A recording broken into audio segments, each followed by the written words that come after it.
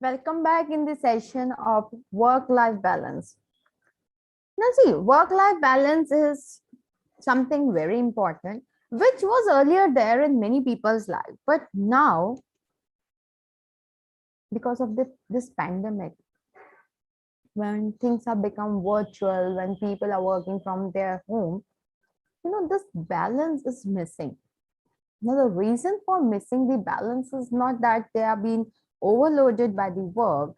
The missing work-life balance, one of the reason is that people, during their working hours, they are just relaxing, they're doing their personal work, then they are working. So they are unable to follow their schedule properly, right? And that is the reason why this work-life balance have happened.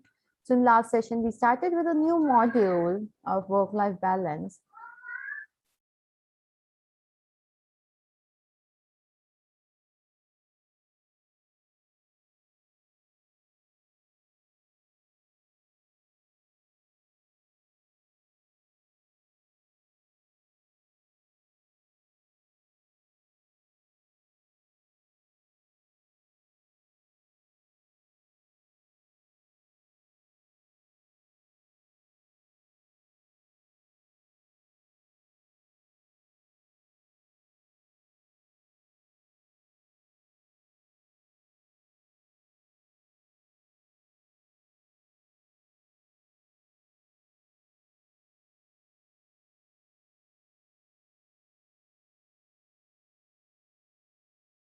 In the last session, we have started with the third module, that was employee resources. And in employee resources, we discussed the first thing, that we need to give employees more control. Employees are the most important resource of the organization. You have to understand that if employees are not there, if employees are not happy, the organization cannot move towards its growth. So it is very important that we give employees some kind of freedom. We give employees the control over how they want to work, what they want to work. Along with them, provided that the basic responsibilities, basic rules which they have to follow. But in that frame, giving them some autonomy, giving them some control over their life can help the employees to boost their confidence, can help the employees to create a balance in their life. Let's say just a very small example, we have given the employees a task. Now, as per our calculation, we think that this task is going to take 6 hours. If the employee is completing it in 3 hours and he just want to relax, he want to go anywhere, it is okay. You need not to track that he should be sitting on the desk with that work for 6 hours. Your motive should be just one, that we just want the work to be done. If that is done, no matter whether he is sitting there for 1 hour, for 2 hours, for 3 hours, or whatsoever time. So you have to understand that giving employees the freedom to work is very important.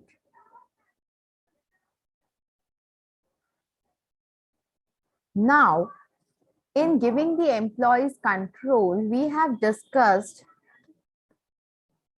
that why it is important, what it do. It ease the commuting stress, the stress which the employees are going through, that will be relaxed. The people won't be frustrated, the powerless feeling, the stressful feeling, all these things are just going to vanish if we are giving them control over their life. You have to find out the ways by which you can decrease the stress level. You have to find the ways by which you can just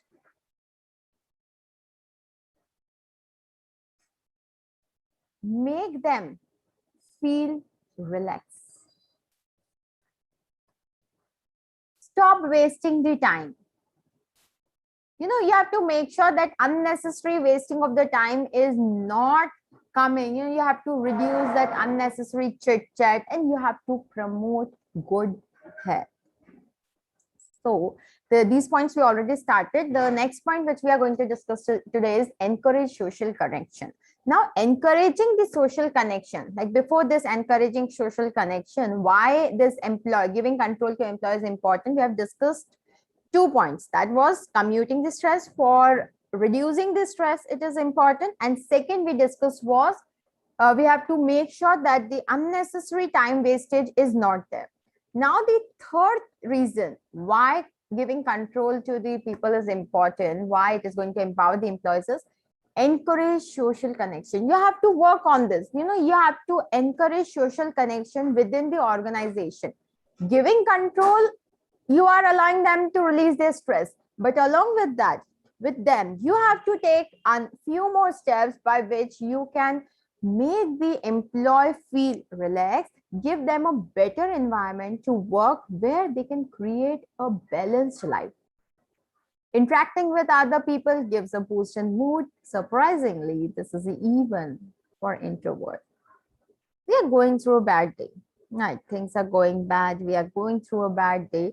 But then we just had a word with one of our friends, and all of a sudden our mood got changed, and that is the power of interaction. So within the organization also, you have to make sure that you are giving them the option where the people, you are giving them a platform, not the option, sorry, the platform where people are interacting with each other, they are talking to each other, and they are happy with each other. So arrange workstations so employees can see each other and talk. You have to arrange for such workstations where employees are seeing each other, where employees are talking to each other, where employees are sharing their views, sharing, just let's say they're just sharing an idea, just sharing their day-to-day life with each other, and that is going to boost their mood, that is going to boost their energy.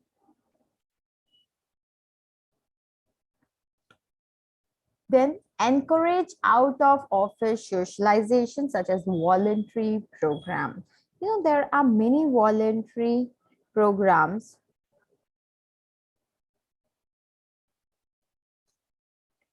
So, these voluntary programs will bring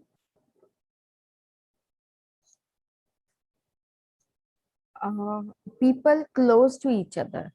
When people will be close to each other, they'll be engaging in these kind of social activity, they'll be working with each other for these social activity. This brings a close bond. This helps the employees to share common interests with each other. They'll know that what are the interests, and on basis of the common interests, people get attached to each other. They feel more close to each other.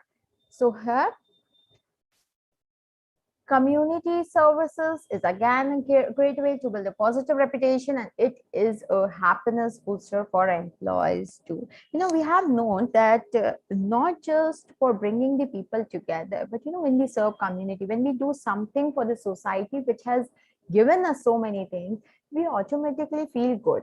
And along with that, when we will have a team members, we all will be working together, we'll be spending quality time with each other, where we're not going, we are not talking about any work, we are not talking about any official project, we are just having an informal interaction which is helping to build a strong bond with each other. So you have to encourage social connection. Then promote good health. You have to focus on promoting good health of the people, of the employees also. See, a healthy people delivers healthy results. Unhealthy people with poor health, going with emotional imbalance, not keeping fit, those people cannot give the best efficiency because they are already disturbed. They do not know where to focus. Shall they focus on their health or on the work which has been assigned? So create a culture where you're promoting good health. Now, how you can promote good health? You can organize meditation camp, you can organize good hygienic good and healthy eating habits, you can organize workshops, sessions, you can have a gym facility where people are going using the gym. So these are the ways by which you have to promote the good health of the employees. Poor health is not only damaging the employees, it is detrimental to business also.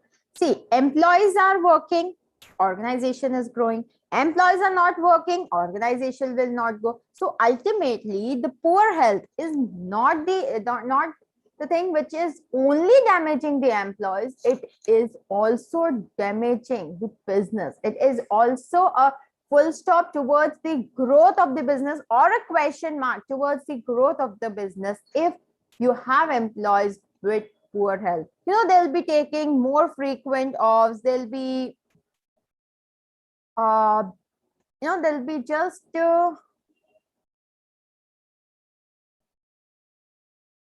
getting disturbed. They're just getting disturbed, like what is to be done. I Part of the time they are just busy in taking care of the health. We are not feeling healthy, we are feeling lazy. Then they are working, they're unable to concentrate on work. So there are a lot of things which happen if the people is not healthy. So you have to, the employer, as a leader, you have to ensure that you are encouraging employees to reduce stress level and improve their overall health. Now, stress, the burden over here is the worst thing which makes us unhealthy. So you have to make sure that the organization is not putting unnecessary burden on the mind of the employees.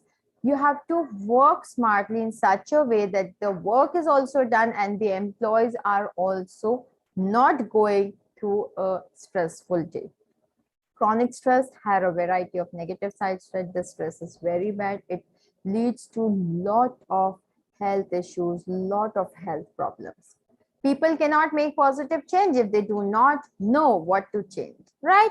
If we do not know, let's say my work life is, my daily habits is going on. I do not know what is going bad, why I'm feeling dull, I'm not willing to work, I'm unable to give my 100% efficiency. I do not know the reason. If I do not know the reason, how I'm going to bring the change in my life? How I'm going to bring that positivity in my life? At least I should know what is the reason why I'm going through a stressful day, what is making me feel lazy, what is making me feel tired, what is making me feel full of negative thoughts. Once I'll know the reason, if I get to know that, yes, the reason is I am stuck with the work a lot and I'm not getting time for myself. That is the reason why I am unable to bring positive change in my life, why I'm unable to keep my health fit. You can avoid that thing. You can manage your day. You can just work, you can schedule, you can plan your day in such a way that you finish off your task and you are not even getting stressed. So that is how you have to work. Encourage breaks throughout the day. Now here it is prescribed that use the Pomodoro technique of time management. The Pomodoro technique of time management says 25 minutes of work followed by 5 minutes of break. 25 minutes of work followed by 5 minutes of the break is the best way to keep the employee healthy, to keep their morale up, to boost their efficiency, to boost their productivity, and to make them concentrate on the task. So here, for promoting the good health, it is good that you can go for Pomodoro technique of time management. So next thing is create an atmosphere of growth. Jobs are a venue for employees to grow and learn. People come there, but people want to grow. They do not want a stagnant growth that, okay, whatever we have learned, there's no improvement in that. We are not learning anything. We are not growing anything. No one wants to work in such an environment. So you have to make sure you are creating such an environment in the organization where you are allowing the people to grow. You are providing them the opportunity where they can show their creativity, where they can come up with their own solutions, where they are learning the new skills, new techniques. So ultimately, creating an atmosphere of the growth means people feel that yes, we are learning new things and we are growing. Once you create that environment,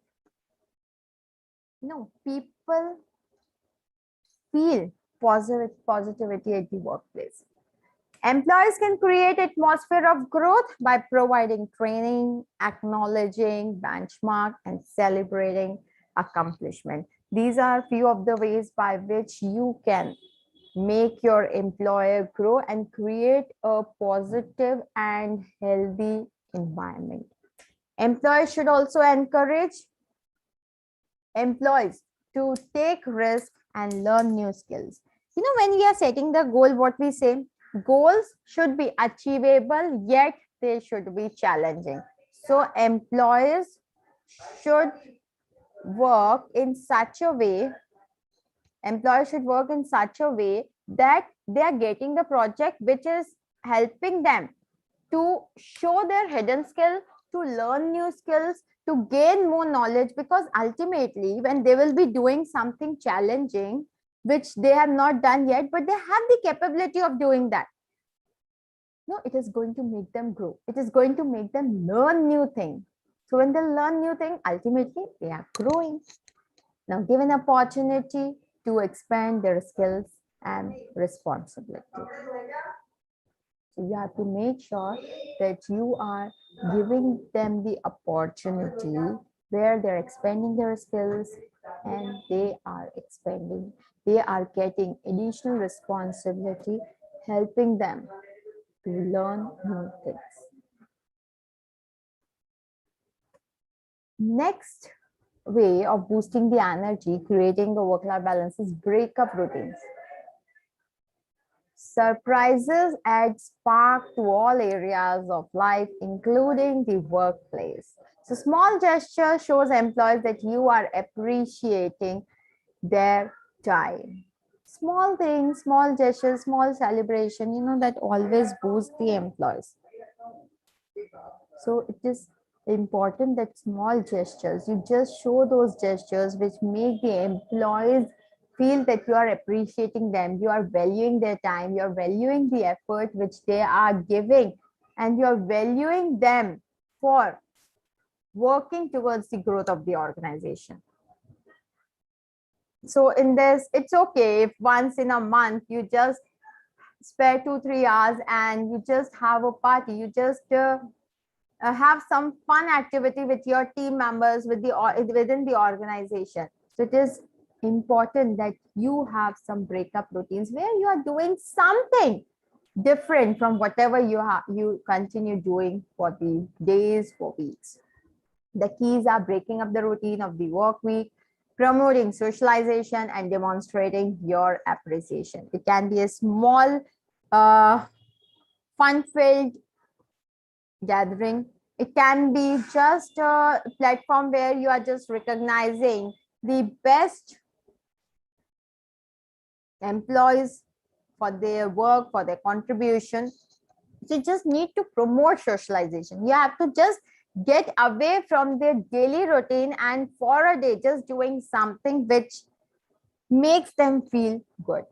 Hold a raffle or competition to motivate the employees. Yes, competition is something which will bring productivity, which will bring creativity, which will help you to grow in the organization.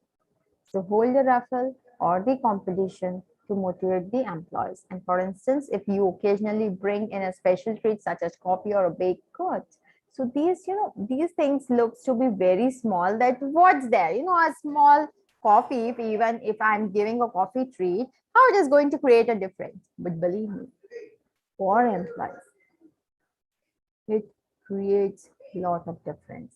It brings lots of difference. Even that small cup of coffee gives them happiness, makes them break their daily routine.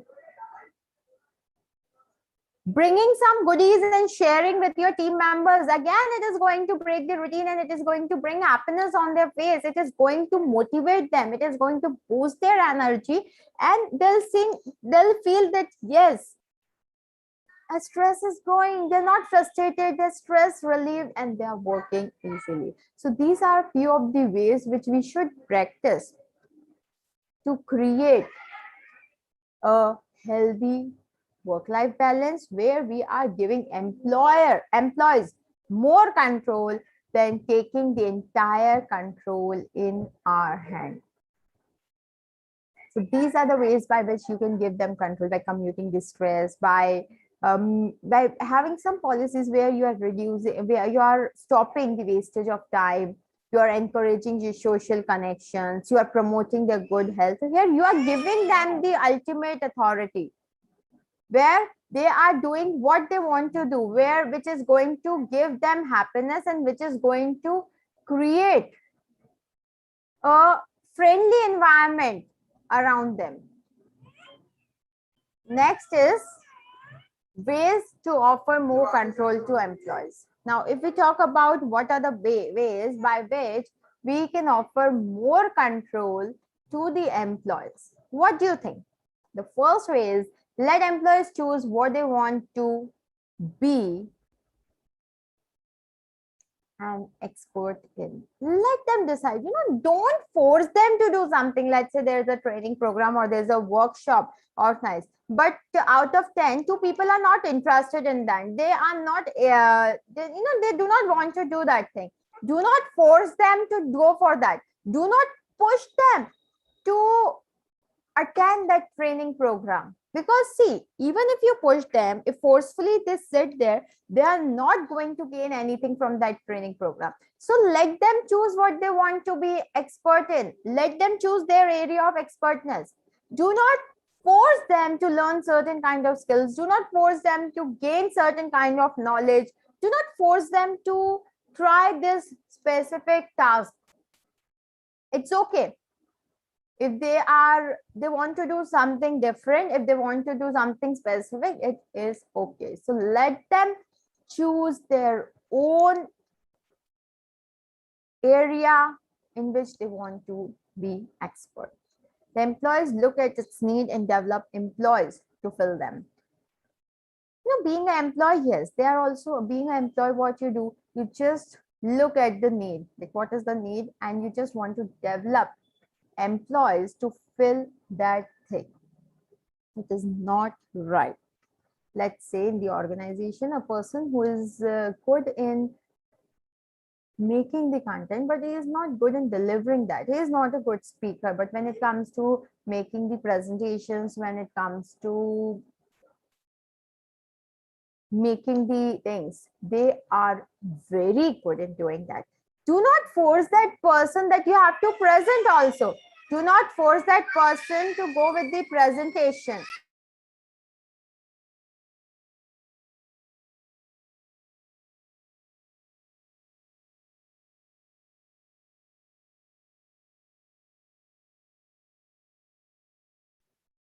Yes. So do not force the person to do something in which they are not expert. Instead, if they're not interested, if they cannot do that, hire other person to do that thing. Because at times, this is going to bring negative effect on the mind of the people when you want them to do something forcefully. So the employer should not look for the needs which they want to be fulfilled and should not force the employees to fill that thing, to learn that thing which they require. Let them choose in which area they want to. You can either hire a new person, you can contact other person other than the team members who can perform that task, rather than forcing the available resources. Because see, even if you force some people to do any specific thing, you won't get the desired result. It is going to just spread negativity among the team members. Instead of telling your employees, allow them to determine their own career path. They have gained the knowledge. They are also expert. Though they are not sitting at the managerial post, they are not the leaders, but still they know what they want to do in your life. You can show them the part, but let them decide which part they want to choose.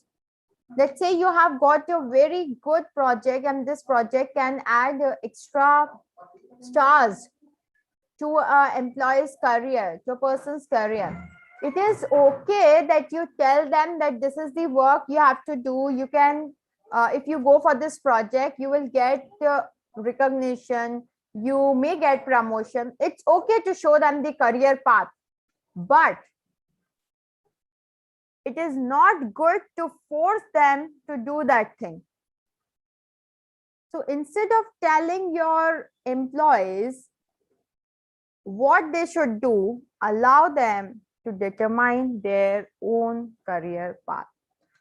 Give them a say in what skills they want to develop and what training they are interested in.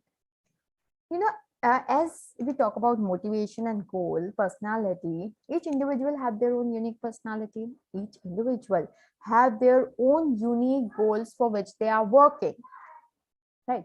So instead of telling them to attend certain training program, let them decide which skills they want to develop and what trainings they are interested in. Let them decide their own path. Do not force them to do something in which they are not interested. Do not force them to do something what they do not want to do. Right? Let them select their own path. Let them select their own skills. Let them select their own area of specialization. Give them that control over themselves, that yes, they are working in the organization, you are their boss, you are the manager, but still you are allowing them to decide what they want to do. Tell employees how they see their role evolving with the company and choose related development opportunity. Instead of you telling them, tell them, just evaluate yourself. See, the organization is going this way. We are having these kind of future projects. Now decide. These are the development opportunity which you can see. So in which direction you want to move, which opportunity you want to grab, let them decide. You know, if you will come and say you need to learn leadership skills, they might feel bad that no, I'm not interested. I don't want to learn those skills. But when you will tell them to identify the thing yourself, they might come up with the same thing that yes, I want to develop my leadership skills. And you know, if they are saying it from their side, they're okay. They're comfortable in doing that. So that way, you know, or there's a saying which says, hold your ears from here or here. It makes the same sense, right? So you do not have to hold it straight. You just have to make your hand go around and hold your seat here or here. So you have to use this trick so that you can deliver the best results. Because ultimately what you want, you do not want them to be puppy where you are saying stand, stand, sit, sit. No, you want them to grow and to make your organization grow. You want them to achieve the set goals of the organization. For that, if they want to do it in their way, keeping the rules and regulation in the mind, it is okay. How will it affect? The ultimate motive is getting achieved. So that is why it says let employees choose what they want to be in expert in. Second thing is grant more to-do list autonomy. Allow them to take on responsibility that relates to their goal. Let them take the responsibility, let them decide. You have told them the goal, that this is the goal you have to accomplish, this is the team goal which you have to accomplish. Let them decide what responsibility they want to take. Let them decide the work they want to do. Instead of listing down the work, allow them to select the responsibility, to select the task by mutual understanding, and let them do that work. So that, you know, ultimately at the end of the task, if they are unable to do that, they cannot say that you forcefully gave us those things. No, they have to take the responsibility and accountability of the work they have done, because it was their own selection which they made. When projects have the same priority, let employees choose which one to tackle first. Let's say there are two projects. Let the employee, if it is the individual work, let the individual person select from on which project he has to work if both the projects are equally important. If it is a teamwork, let them mutually decide what project they are going to take first, so that They'll feel more happy that yes, we have got the project and it was our decision to start a specific project. They make a big difference in employees' happiness and motivation.